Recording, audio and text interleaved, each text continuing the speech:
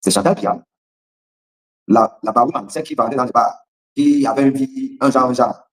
Et d'ailleurs, qui poursuit ça parce qu'elle nous a démontré qu'elle est lesbienne. Voilà, donc on est dans un pays qui interdit ce genre de sexualité. Mais elle s'affiche en montrant qu'elle est devant derrière. Lesbienne. C'est elle qui dirige le camp. Avec, je ne sais pas trop quelle relation ils ont, avec un monsieur qui portait des vestes qui étaient Kabambodo, il y a encore quelques années, qui n'a aucun niveau, aucun bagage sérieux, qui sait faire une seule chose, voler l'argent du Cameroun, avec sa fausse task force sur l'organisation de la CAN, et après du Covid. Un homme qui est dans tous les gates du Cameroun. C'est eux qui se servent d'un arrière-grand-père, qui est Alzheimer. On le met devant comme un paravent. Parce qu'il faut juste qu'il y ait son nom. Parce que eux, ils n'ont qu'une légitime. C'est eux qui dirigent. Et c'est eux que Maître Assira a décidé d'arriver. Maître Assira sait que Paul Biya ne peut plus diriger le Cameroun. Il dirige le Cameroun depuis 2018. Maître Assira nous dit qu'il a encore la force. Est-ce que vous voulez que je vous dise que Paul Biya se fait pomper le sang? Je le dis en ces termes simples, que vous compreniez. Mais c'est un scandale qui va éclabousser le monde entier, que je suis en train de déchiffrer. Un coup, vous voyez Paul Biya cadavéré, un coup, il a un petit tonus. Ce tonus-là n'est pas anodin, il n'est pas hasardeux. C'est une intervention médicale qui donne à Paul Biya la vigueur que vous voyez à chaque petit événement où il apparaît. Paul Biya est capable, quand Assira vous dit qu'il est étonné, qu'il a le droit à l'aide, Paul Biya peut être alerte 24 heures sur 24, 7 jours sur 7, 365 jours sur 365 jours. Vous êtes devenu docteur à 93 ans. Ça ne va pas dans la tête. Maître Assira, on t'a fait manger quoi? On t'a fait manger quoi? Parce que là, on va rentrer dans un vrai débat. Après, le générique.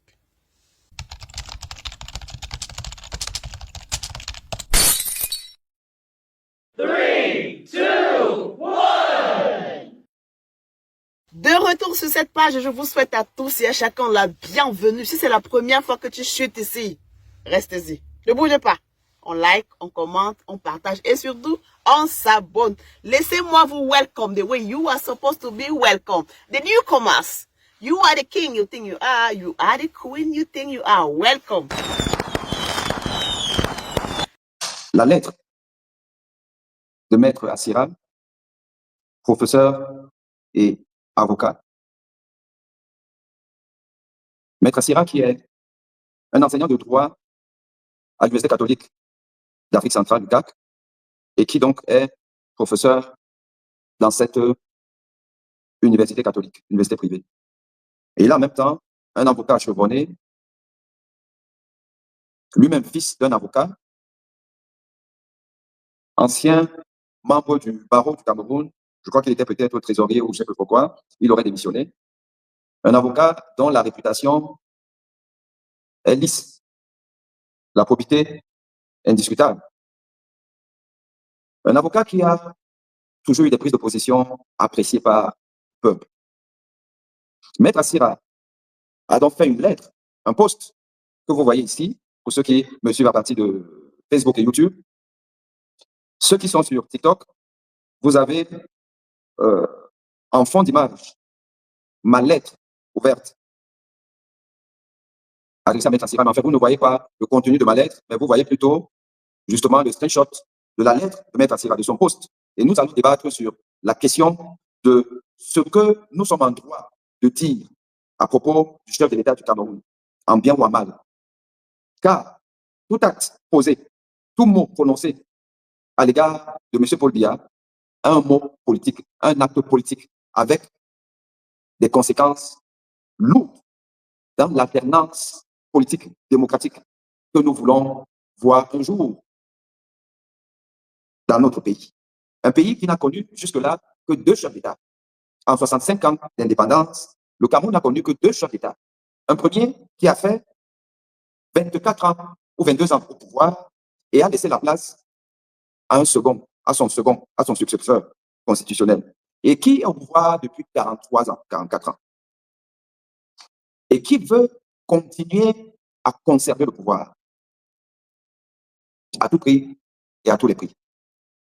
Nous sommes donc dans une année électorale au Cameroun.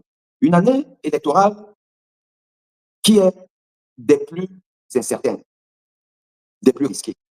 Chaque prise de position publique en faveur ou en défaveur de ce chef d'État a un acte politique fort.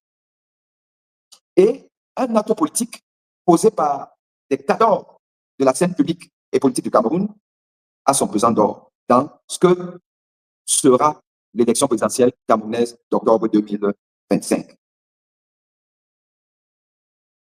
Il est donc question ici aujourd'hui d'essayer de comprendre le poste de Maître Assera. Comment le comprendre?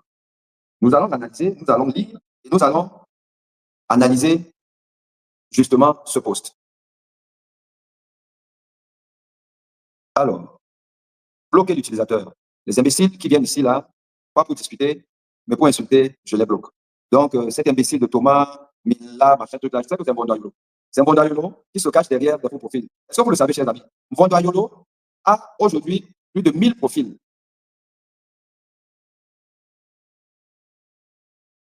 Vondoyolo a plus de 1000 profils. Je ne sais pas si j'ai réussi à bloquer cet imbécile. Vondoyolo a plus de 1000 profils.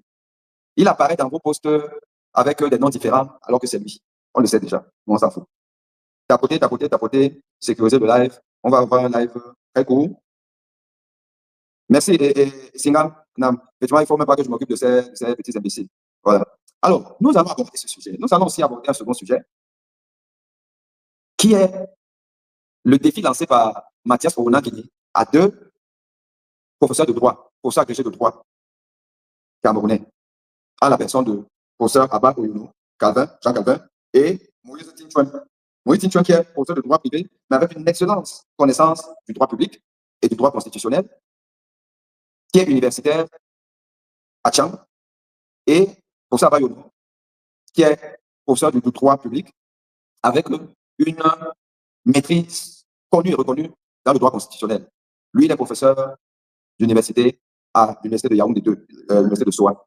Et ces deux éminents universitaires ont donc des positions tranchées sur l'éligibilité des candidats à l'élection présidentielle au Cameroun. En opposition à ce que pensent certaines personnes qui sont plutôt proches du régime du RDPC, le régime de Paul Biya, parmi lesquels donc le professeur Mathias Foruna-Guini, qui lui est, si j'ai bien compris, sociologue politiste,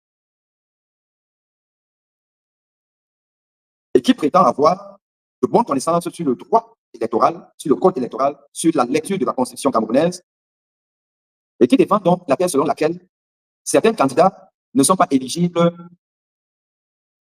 à la candidature, enfin, ne sont pas éligibles à postuler à la magistrature suprême au Cameroun.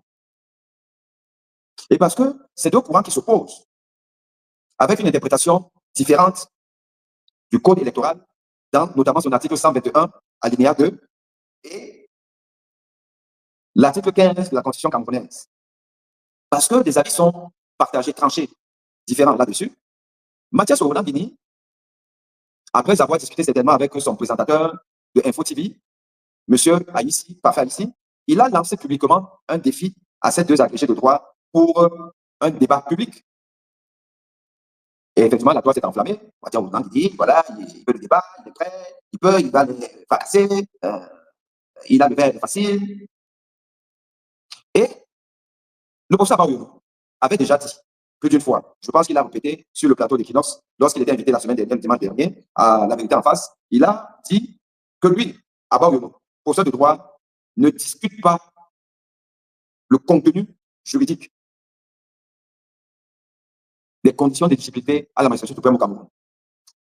Il ne le ferait qu'avec des personnes qui ont un bagage intellectuel suffisant, des connaissances de droit suffisant pour pouvoir engager un débat avec lui. Et ça, c'est un clin d'œil justement à l'invite de Mathias Foruna-Guini. Le professeur Tinchouan est allé beaucoup plus loin en déroulant dans une vidéo d'une vingtaine de minutes que vous pouvez retrouver sur sa page YouTube intitulée Le droit au 237. Le droit au 237. Abba, professeur Tinchouan a donc expliqué les raisons pour lesquelles il déclinait cette proposition de Mathias Foruna-Guini. Il a expliqué il a appuyé son argumentaire sur 3 piliers essentiels. Le premier pilier, c'est qu'il est professeur agrégé de droit.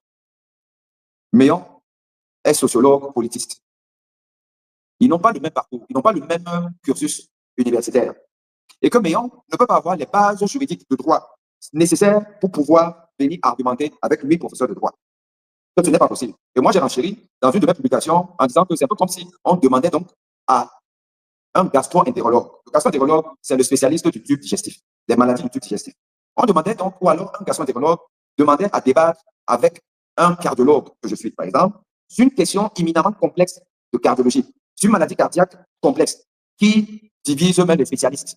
En cardiologie, vous savez combien on a été un peu perdu parfois dans les débats sur le droit constitutionnel camerounais et le code électoral. Débats menés parfois par des avocats, des juristes, des universitaires, spécialistes dans le droit, où on avait l'impression que chacun tirait la couverture de son côté. Ça partait parfois dans tous les sens. Et jusqu'aujourd'hui, le débat n'est pas tranché entre les universitaires. Je vous prends par exemple le cas du professeur Luison Essoba, qui est professeur de droit public, versus professeur Abba Oyono, ou Tinchuen, qui sont eux aussi des hommes de droit. Ils n'arrivent pas à s'accorder. Imaginez que même en médecine, en cardiologie, parfois, on ne s'entend pas sur une certaine prise en charge de malades pour des pathologies parfois un peu complexes. Alors, prenez par exemple le cas où, justement, dans une question de prise en charge d'un cas complexe de cardiologie, où les cardiologues ont des avis divergents, est-ce qu'un gastro-entérologue viendra dire que lui peut mettre tout le monde d'accord et qui va donc inviter un ou deux cardiologues, il va inviter 2 cardiologues à venir débattre avec lui, gastro-entérologue, sur une question de cardiologie. Chers Camerounais, à un moment donné, soyons un peu sérieux. Le monde nous regarde, le monde nous observe.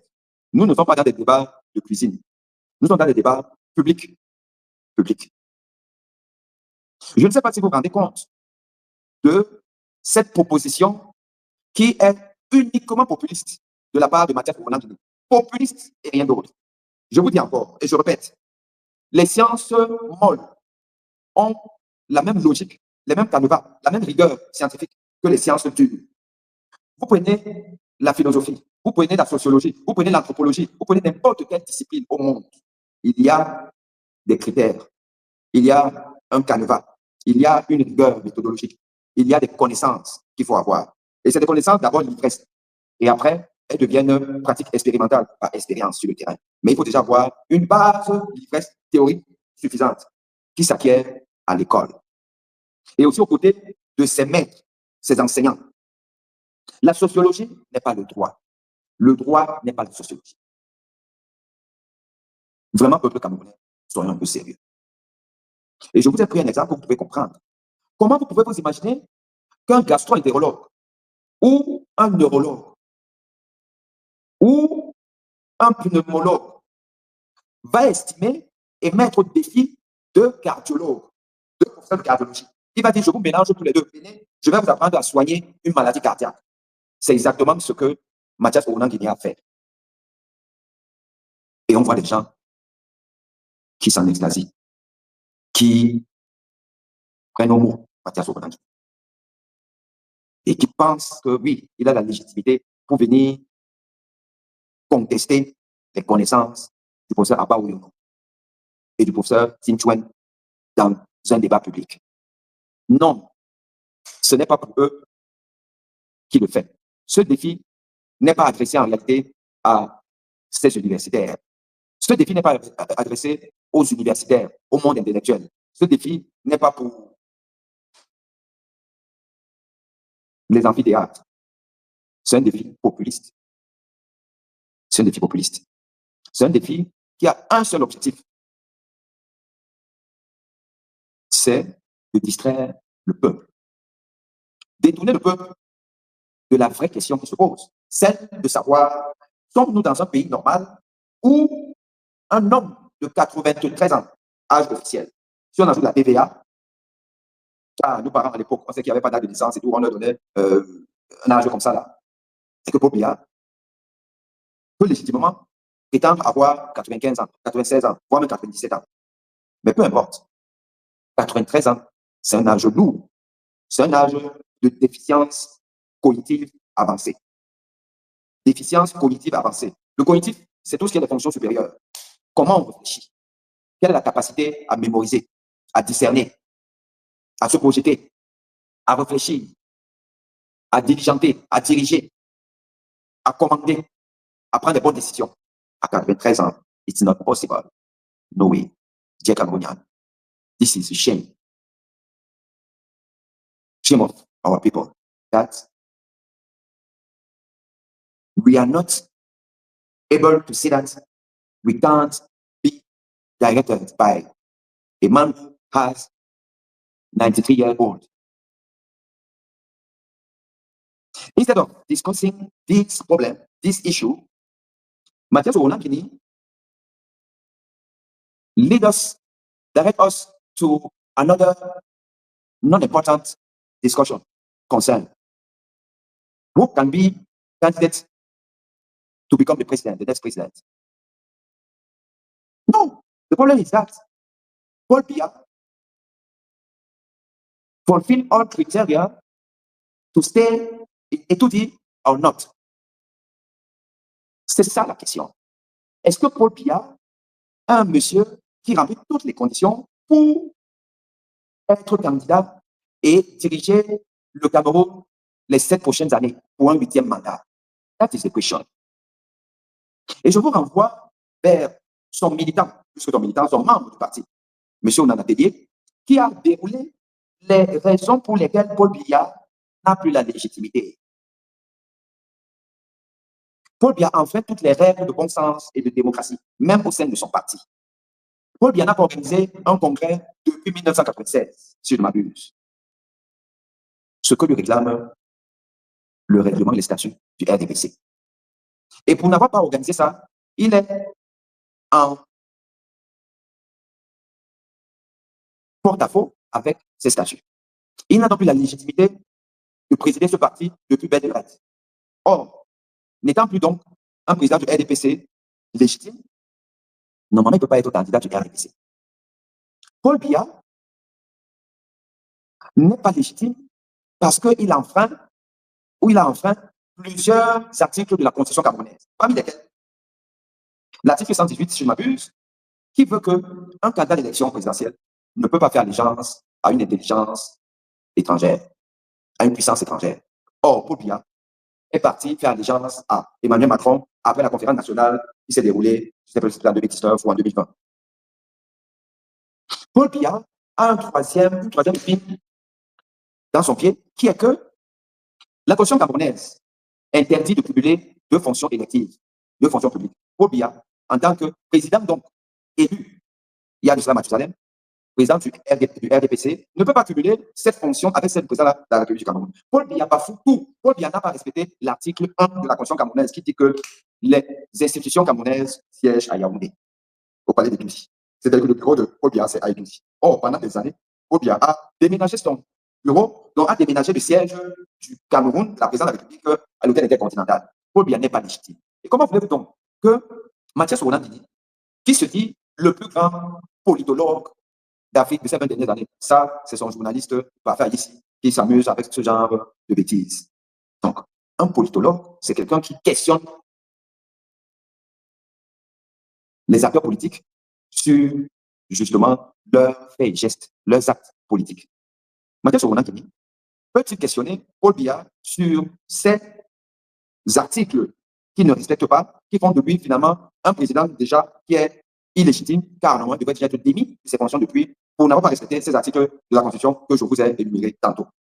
En plus de ce que, en tant que candidat du RDPC, il n'a plus la légitimité. Mathias Owonankini ne va jamais questionner ou adresser ces questions, justement, à M. Paul Biya. Mais il est confortable à nous dire que tel ou tel candidat, en l'occurrence, le candidat Brice Camteau du MRC, ne peut pas postuler à la magistrature suprême.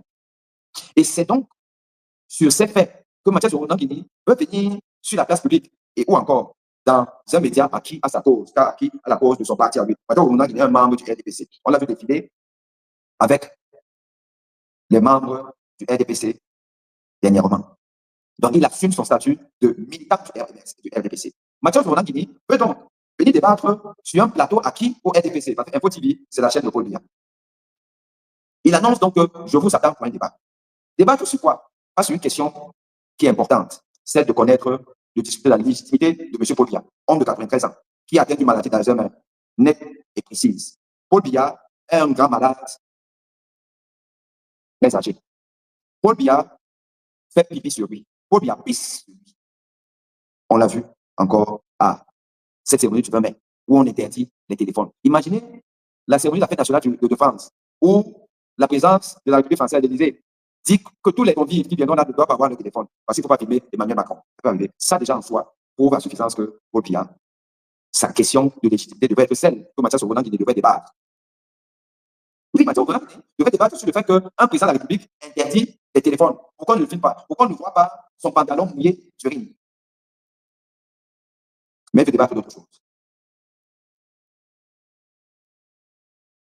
Donc vous comprenez qu'on est dans une rhétorique fallacieuse qui va juste avoir pour seul objectif de parler pour parler, de distraire par cette fameuse rhétorique dont il a le secret, embrouiller des gens qui n'ont pas le discernement nécessaire pour distinguer le vrai du faux.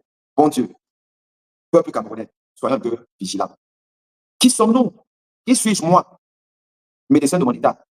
Qui suis-je pour aller comprendre le dit, distinguer le dit du non dit dans un texte de loi? Car on sait que la loi n'est pas facile à lire et à interpréter. C'est pour ça qu'il y a une école. On va à l'école pour apprendre le droit. On va à l'école. Beaucoup de Camerounais ne savaient pas ce que veut dire mandat impératif nul.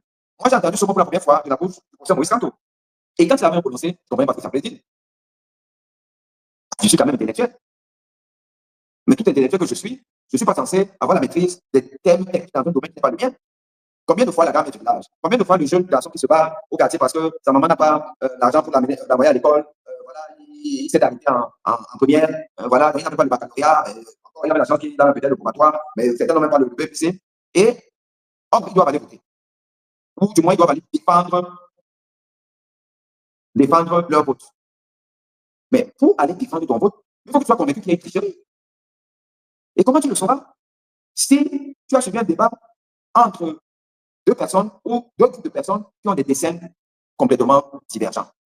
Ou un est là juste pour une rhétorique macabre, pour vous distraire, pour vous amener dans l'émotion et tout ce qui est émotif, qui va aligner de belles phrases comme il sait le faire, qui ne veut pas dire grand-chose en droit constitutionnel, qui n'aura aucune hésitation, qui aura une intonation, une verve, qui séduit, qui sera donc dans la séduction. Dans la séduction. Et vous allez être emballé. Et en plus, ils ont déjà préparé l'artillerie lourde. L'artillerie lourde avec les médias à gaz, les feuilles de banane, les torchons, qui vont intituler Mathieu Obolangini à déshabiller, à Baoyono, et Titouin, il les a mis dans le sac. Il a machette, vous connaissez les titres, la titraille. Parce qu'ils ont affaire à un peuple sans niveau de discernement nécessaire. Et ça, ce n'est pas une excuse, c'est juste une vérité. Pas même moi-même. Ce n'est pas le niveau nécessaire pour comprendre ces choses-là. Et c'est ça l'unique objectif de Grégoire Ouna, qui est derrière ces bêtises. Grégoire Ouna et son collègue Famino. Voilà les deux qui sont derrière l'envoi de Mathieu Obolangini comme franc-tireur pour distraire le peuple, pour endormir le peuple, pour continuer à justifier l'injustifiable, pour préparer l'opinion publique à accepter qu'un homme de 93 ans qui a une incontinence urinaire. Paul Biya a une incontinence urinaire. À 93 ans, statistiquement, plus de la moitié de la population mondiale a une incontinence urinaire à 93 ans. Pourquoi? Parce que les urines se forment à partir des reins. C'est là où les urines se forment, au niveau des reins. Les urines, c'est quoi? C'est les déchets de notre organisme qui arrivent donc dans les reins. Et au niveau des reins, ça se forme et ça descend dans la vessie. La vessie, c'est comment on peut se gonfler, c'est ce ballon qui reçoit l'urine. L'urine va s'accumuler dans la vessie au fur et à mesure qu'elle est formée. Et quand l'urine atteint un certain niveau de pression, puisque le liquide qui est contenu dans un vaisseau, dans un vase, va exercer une pression sur la paroi de ce contenant. Le contenant, donc, va voir la pression exercée par l'urine, l'irriter. Mais il faudrait donc que cette urine-là soit évacuée pour vidanger la vessie. Parce que sinon, la vessie, elle va gonfler, elle peut éclater, elle peut encombrer, empêcher les organes adjacents de bien fonctionner. Et le meilleur urinaire au niveau de l'urine, la sortie de l'urine, est donc une forme de sphincter qui doit s'ouvrir et laisser passer l'urine. Et c'est sous la commande du système nerveux autonome. Voilà. Donc, c'est un système de nerfs, des nerfs spécialisés, qui innerve donc ce sphincter de la vessie, et qui va donc recevoir, va déclencher stimuli avec une commande centrale toujours au niveau du cerveau, qui va donc dire à la vessie, ouvre-toi, laisse passer l'urine. Et c'est cette urine-là qui va donc sortir par le meilleur urinaire, par notre pipi, la verge pour la femme, le pénis pour l'homme. Donc ça, c'est un mécanisme qui est physiologique, qui est huilé, qui est coordonné. C'est pour cette raison que on urine régulièrement sur une journée, au fur et à mesure que la vessie se gonfle d'urine. Mais maintenant, vous savez que l'urine qui se forme va donc atteindre une quantité suffisante pour que la pression déclenche le stimuli qui va donc dire au système nerveux autonome que bon, là, c'est bon, là, il faut que je sois évacué. Et il y aura donc évacuation. Mais vous pouvez être dans une situation, dans un endroit où vous ne pouvez pas aller uriner, alors que vous avez envie d'uriner. Ce système autonome qui lie la vessie à votre cerveau est sous la commande justement du cerveau. Ou, puisque vous n'êtes pas dans une situation où vous pouvez normalement uriner, vous allez vous imposer la retenue. Et cette retenue, c'est une commande qui part une fois de plus de là jusqu'au sphincter, pour dire au sphincter que ne te relâche pas pour l'instant, parce qu'on n'est pas dans un endroit où on peut uriner. Soit que vous trouvez l'endroit où vous pouvez uriner et vous allez uriner. C'est pour ça qu'en général, on ne fait pas pipi sur soi. On peut se retenir, parfois même pendant des heures.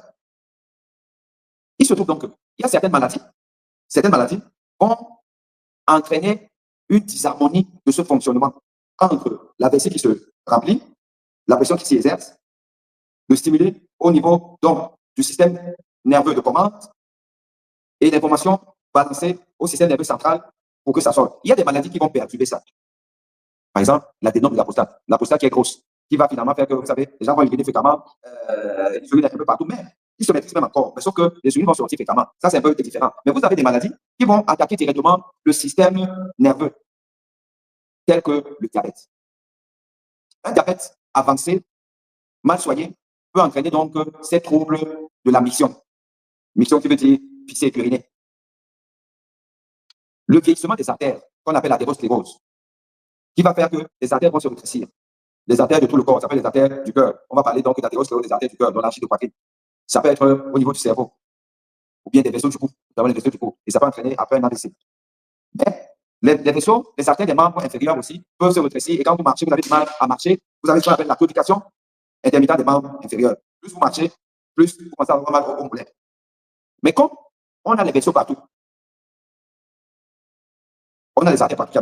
Donc, cette athérosclérose peut aussi avoir un désordre au niveau de la régulation de la miction d'urine, Et ces maladies sont quand même liées à l'âge. Parce que même le diabète, il y a le diabète jeune, mais il y a le diabète sucré, le diabète gras, comme on l'appelle, qui généralement apparaît après un certain âge.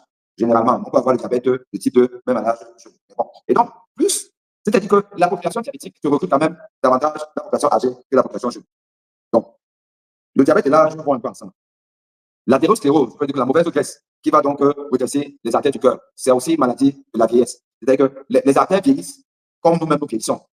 Nous avons l'âge de nos artères. On a souvent utilisé cette expression. Alors, une personne qui a des problèmes de miction, qui est obligée de porter des couches ou avoir ce qu'on appelle le pédilex, c'est un petit instrument voilà, qu'on met sur votre la verge. Donc, vous pédez le bout là, on bloque ça là, et il y a un tuyau qui va dans un sac qui va donc recueillir les urines pour que les urines ne se versent pas partout. Ou alors les couches. Même les personnes âgées portent des couches, beaucoup portent même des couches, entre autres parce que justement, elles ne peuvent plus retenir les urines. Elles ne peuvent plus dire que, par exemple, d'aller faire pipi, le temps de se lever, ça sort, comme on dit. Une personne qui porte des couches parce qu'elle a une incontinence urinaire a une probabilité extrêmement forte d'avoir d'autres maladies liées à l'âge. Et parmi les maladies liées à l'âge, vous avez une maladie neurologique qu'on appelle la maladie d'Alzheimer. La plupart des personnes de 90 ans qui sont dans les maisons de retraite, allez vérifier, elles souffrent de maladie d'Alzheimer.